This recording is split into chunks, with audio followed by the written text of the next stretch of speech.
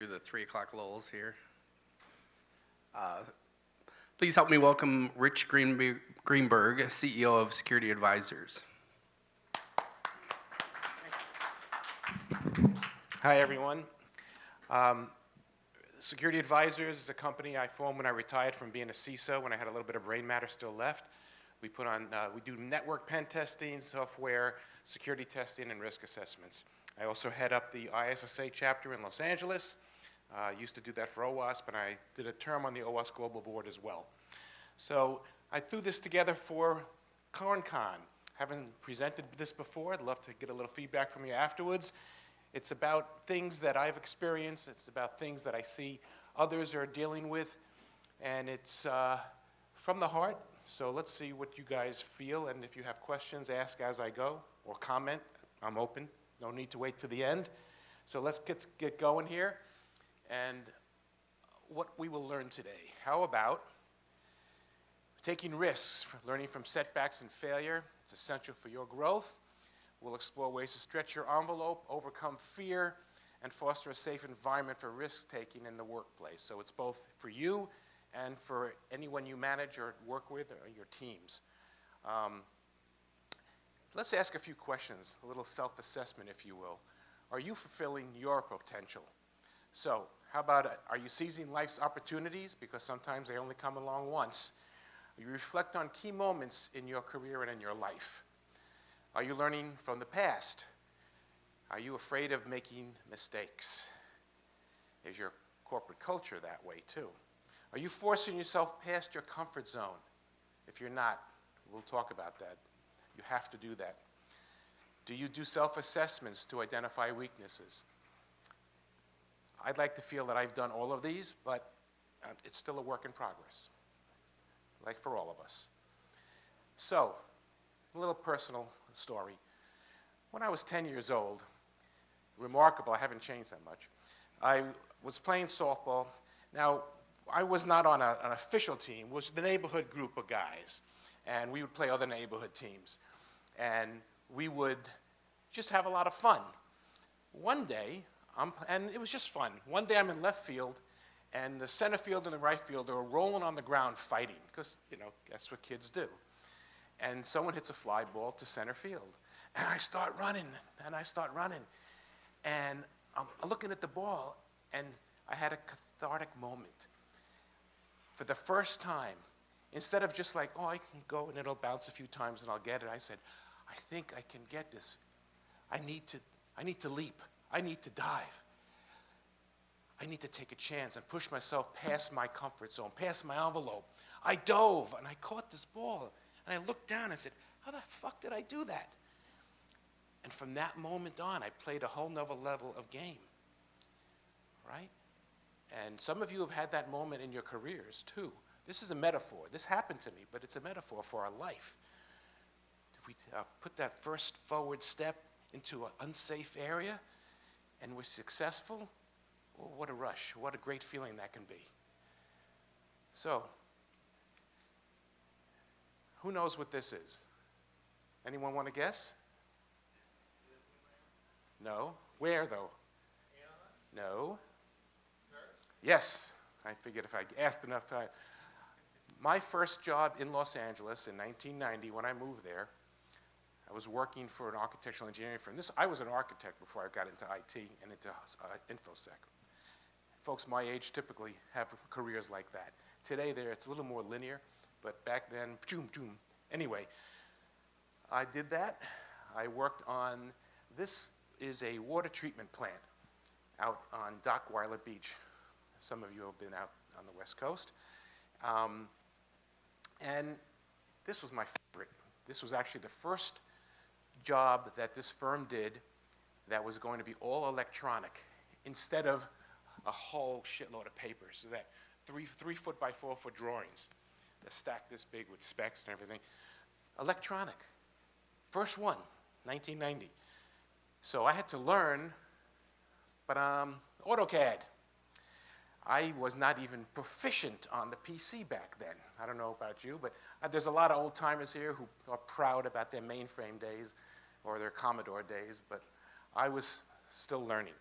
So it was a rush job because I was the project manager. I had to run this project. So I had to learn it. I was a little fearful. I had to do something I had never done before. I had to get on systems and learn it. But I did it. Luckily, I made friends with the techie who knew AutoCAD and spent several evenings working on that.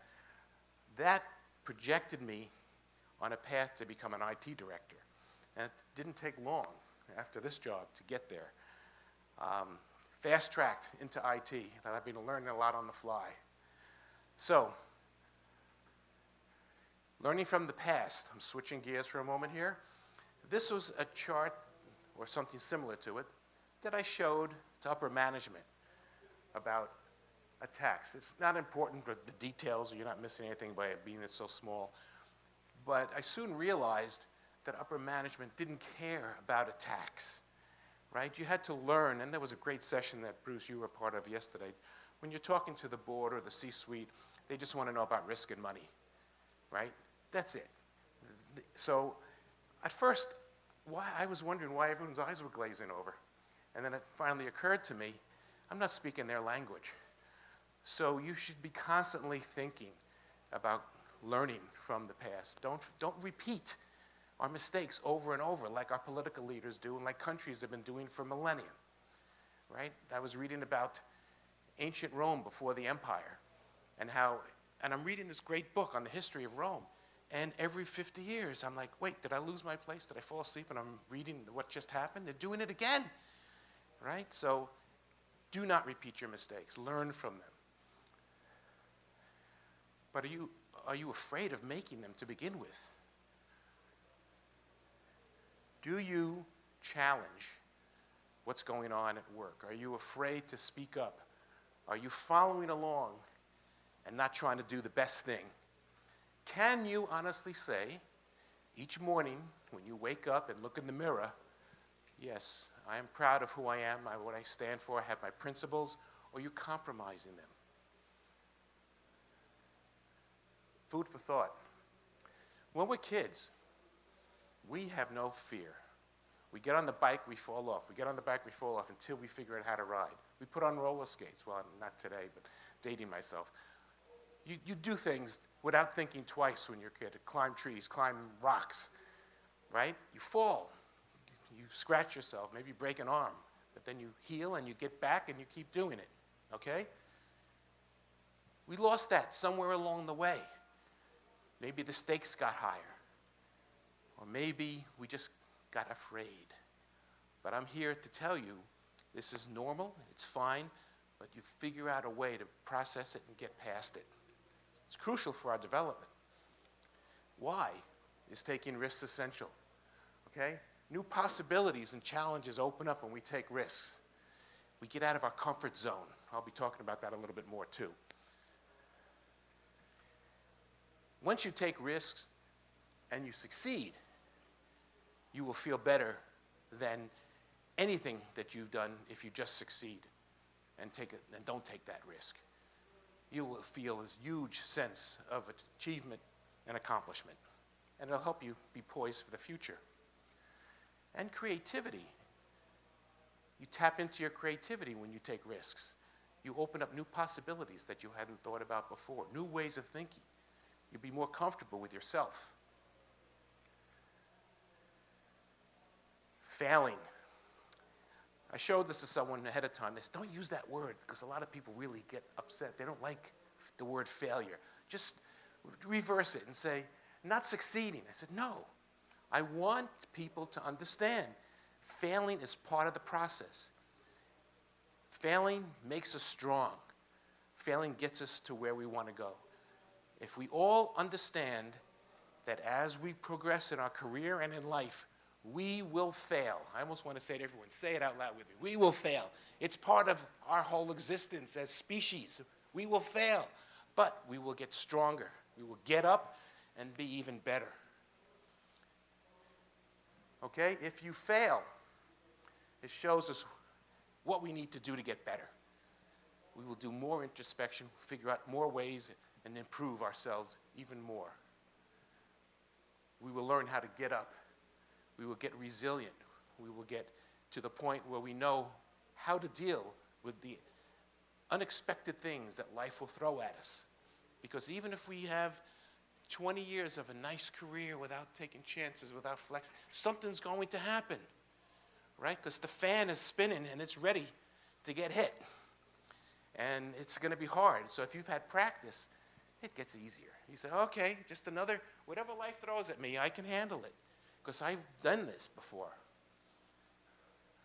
And it can open your eyes up to new opportunities you never thought you'd have because you pushed yourself past where you were comfortable.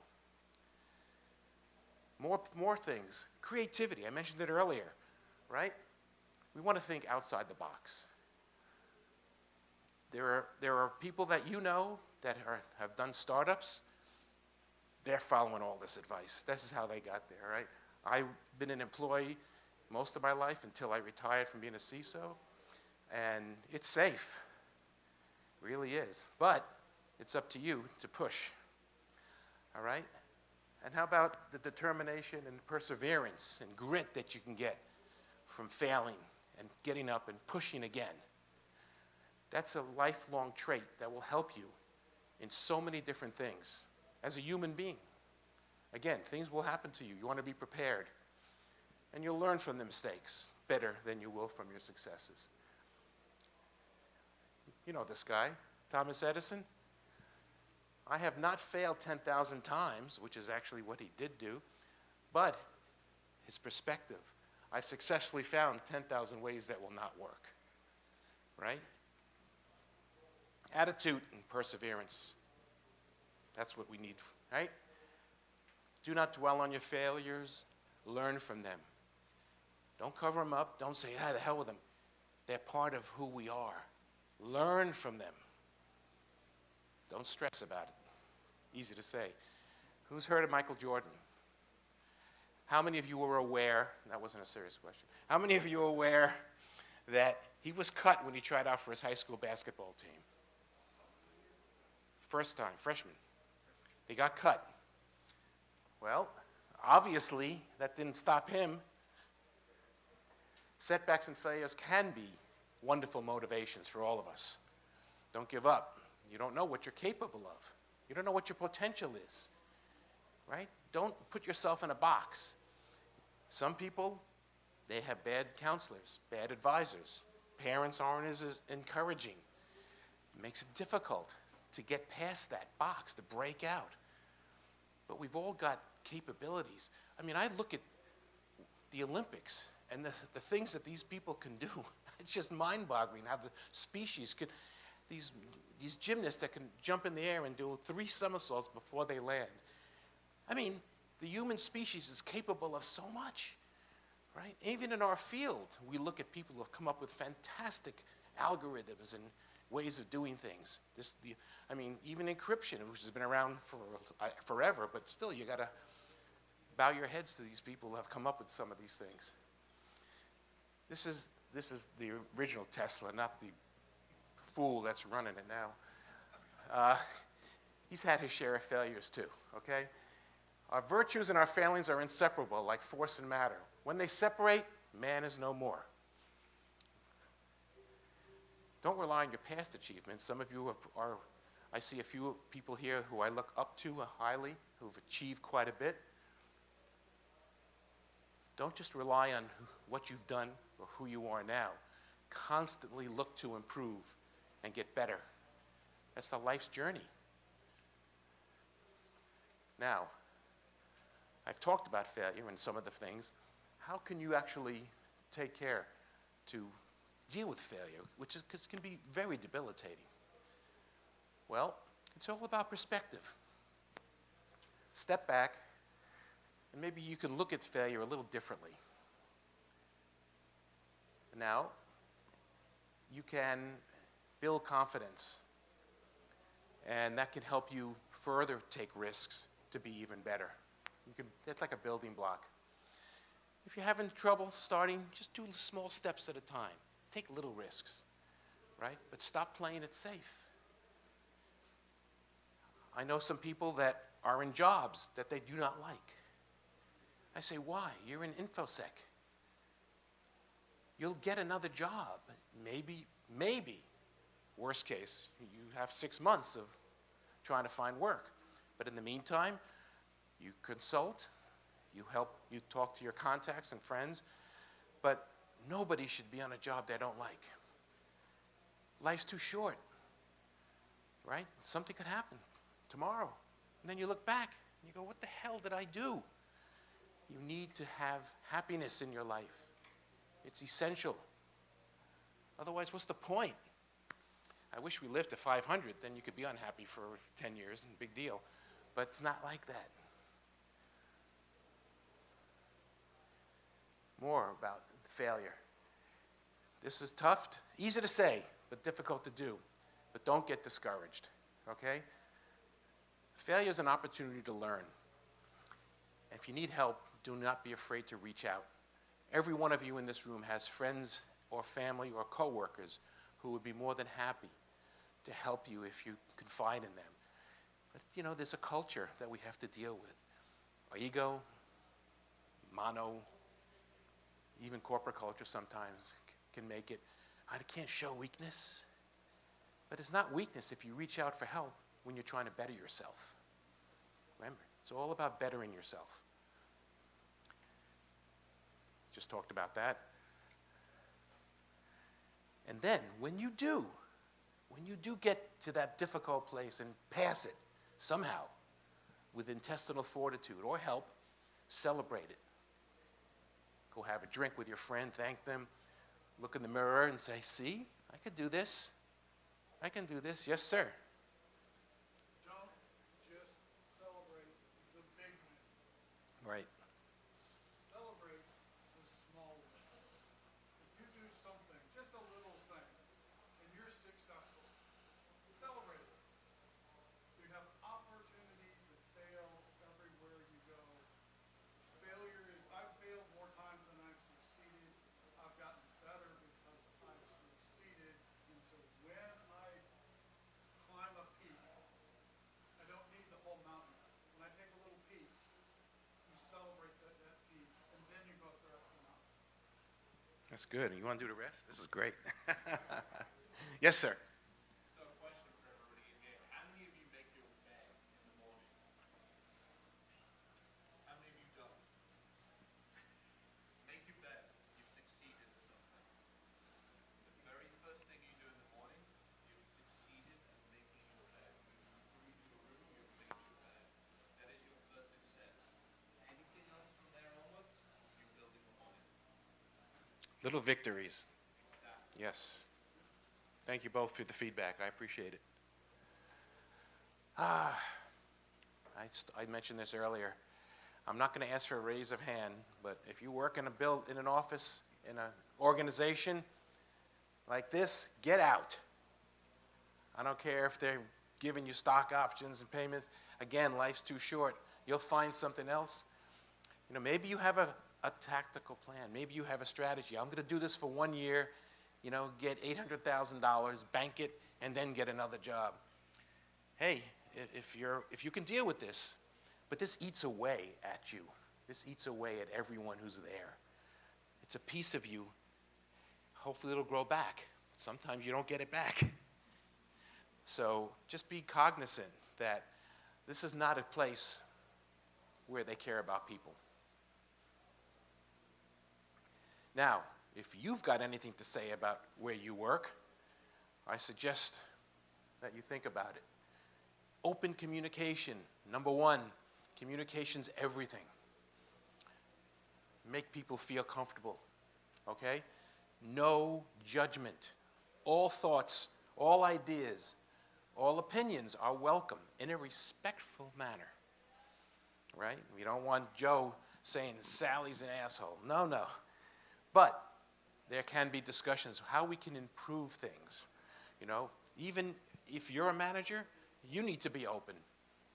You could allow your team to tell you, hey, I don't like that project because, well, we can do it better this way. Hey, you know, I hadn't thought about that. Instead of, I'm the boss. How many of you have actually reported to people who had that attitude? I think most of us have at some point in our career. So you need to build trust and support. Just because you're the supervisor, the manager, or the director, don't assume you get it automatically. You've got to earn that trust. You've got to show people that you care and support them. That's the winning team.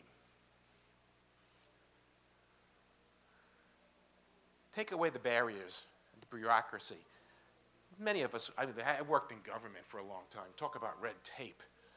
But I did things to help my staff, and to help my team and my friends at work.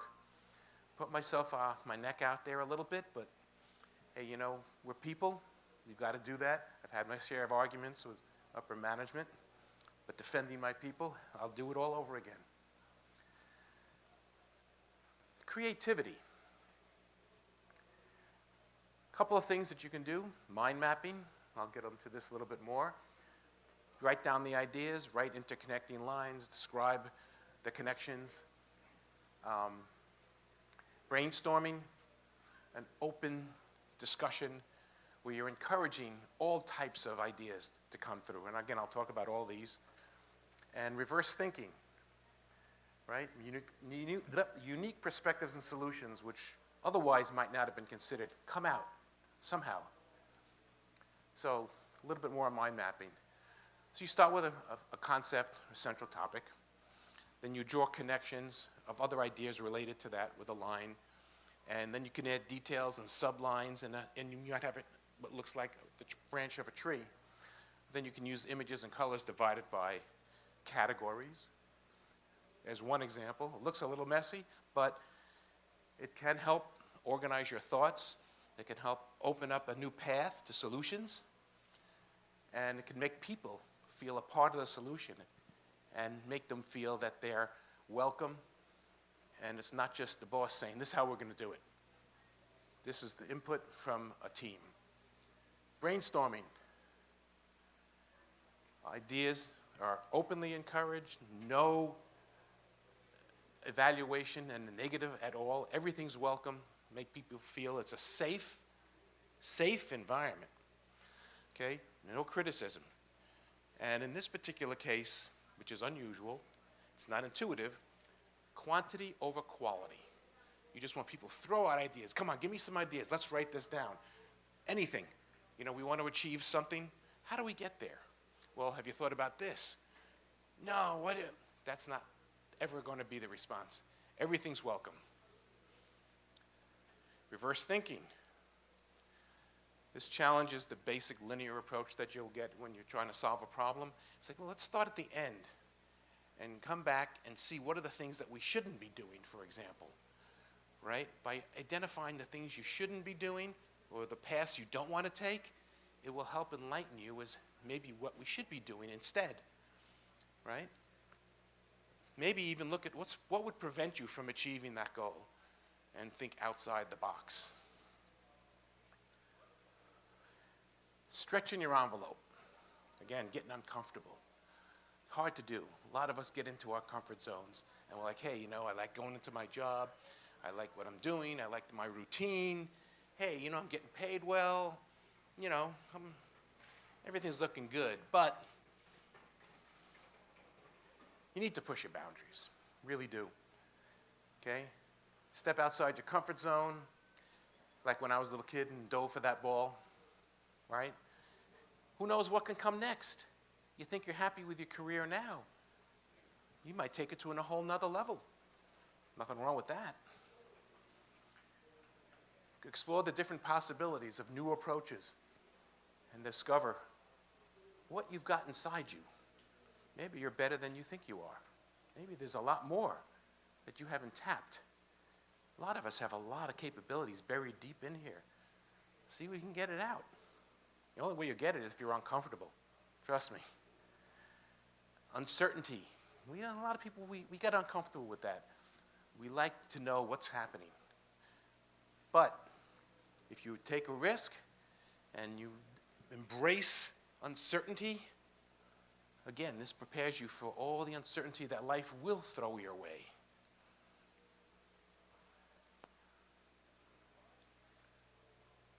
Let's give a round of applause for NetWare.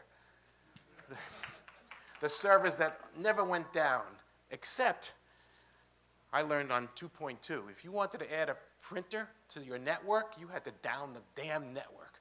But that's the only time it ever went down. Anyway, this is where I started in IT. I was a network administrator.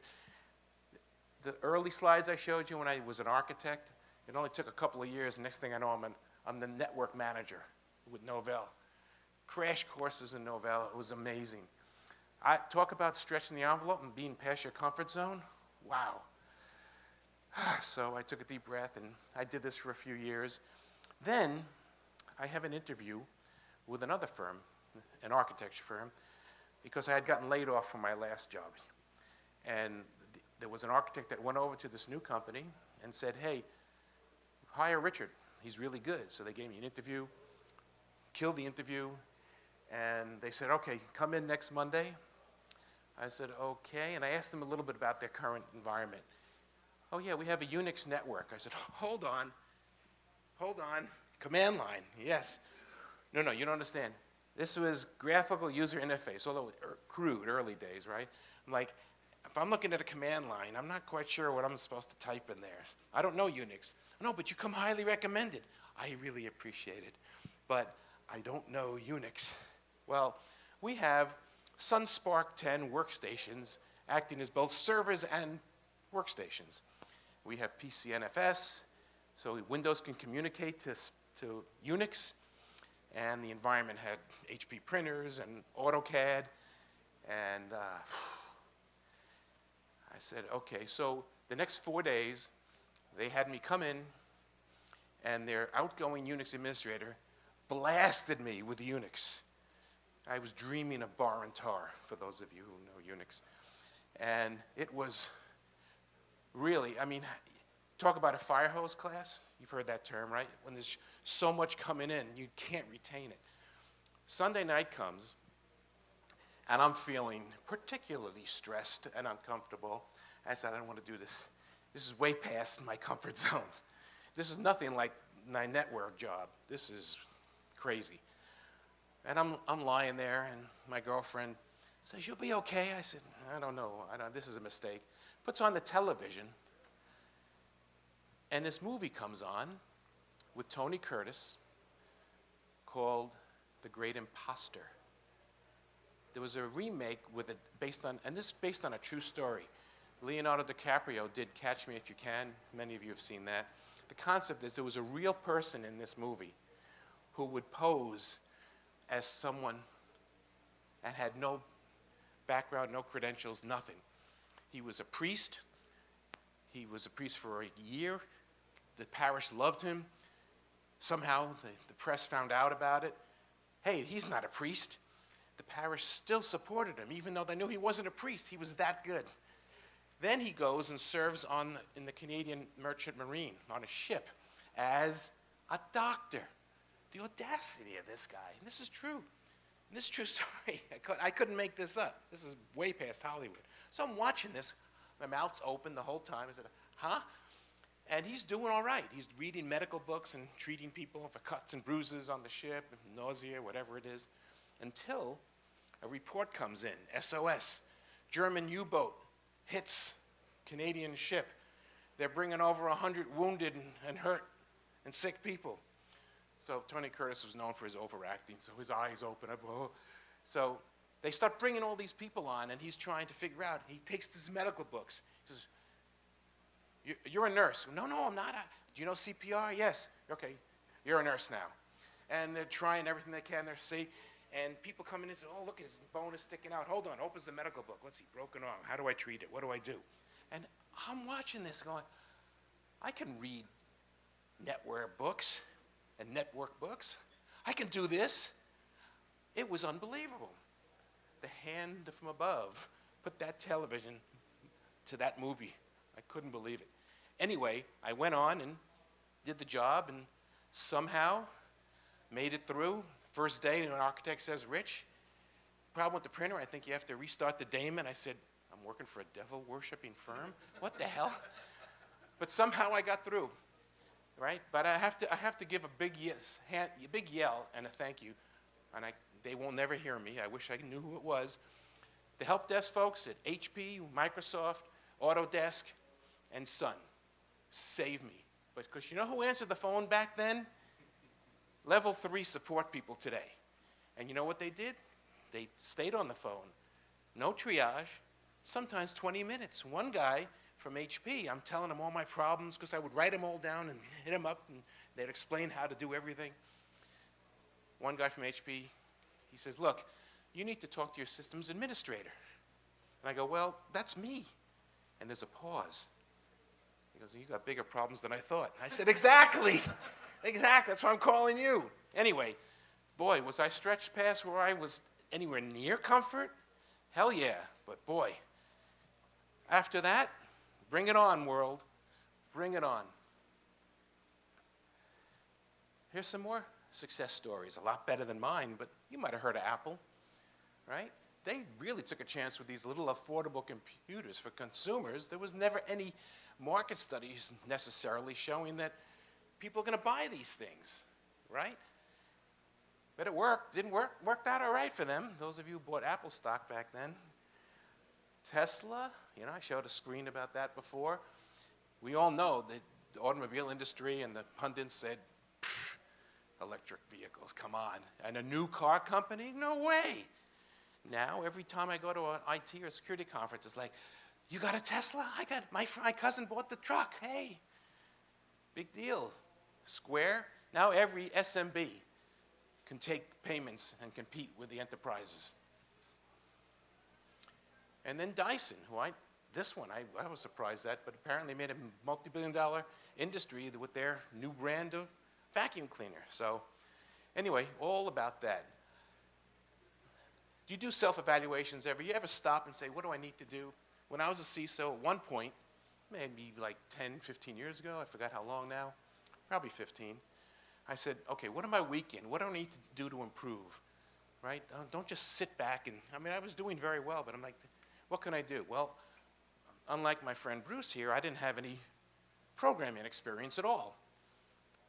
And so I have the responsibility to secure the apps that are being developed where I was working. How am I going to do that if I don't really know anything about application security or even applications? So I joined OWASP. I attended the meetings. I started doing some reading, looking at their tools, playing around with their templates. And next thing I know, I was invited to join the board. Anyway, long story short, I was in a position. Now, I wasn't a programmer, but I could talk to them. I could understand them. They could understand me, understand what they were going through. So I shored up that weak foundation. That's one of the myriad of foundations required to be a CISO. Things that you should constantly be doing to improve, make yourself more available, engaged. There's a real tendency for us to hide behind our systems. I would suggest that you maybe set an alarm, get out there, right? Discuss things, and don't discuss sensitive issues on the computer or by text. You need to do this face-to-face stuff to improve, right, with all of us. Also, walk your own path. Everyone has expectations for us all the time, from the time we're little, our parents. I have it from my daughter. Be your own person. Be the best of what you want, at what you want. A lot of us are in jobs, we're like, well, I fell there. Is this what I want to do? Do you even ask yourself the question, is this what I want? Or you just keep going along, right? So what is it that you want from your career? Job satisfaction? I think that's pretty much universal. Of course, we want that. Recognition? You're in the wrong field, my friends. But some of you might want that. And maybe you write fantastic papers and get big applause and give a presentation at a conference. Well, no, okay. But, you know, it's something that many of us want. Helping others. Helping others. I've done a lot of volunteer work. I get pleasure from that. And it's funny, because until I started doing that, I really wasn't volunteering. I had friends who helped raise money for cancer and things, but I've been like supercharging my volunteerism to catch up for the past 15, 20 years. It's a wonderful feeling. I highly recommend it, that you do this. I love this quote. I love the whole concept of Star Trek. What's Star Trek about? This is what Star Trek's about. The acquisition of wealth is no longer the driving force in our lives. We work to better ourselves and the rest of humanity. Jean-Luc Picard. Isn't that altruistic? Isn't that beautiful? That's what I like. If only life was really like that, but you can still make your life like that. There's another card quote that would go good too. It's possible to make no mistakes and still fail. That's not that's just life. Yeah, that's just life. That should be the bottom line. But here's a good quote. Teddy Roosevelt. You can't choose your potential, but you can choose to fulfill it. So I encourage you all to consider fulfilling yours. Thank you. I hope this was helpful or at least entertaining. That is a legitimate QR code, don't worry. And that's just to connect with me if you want. There's my email.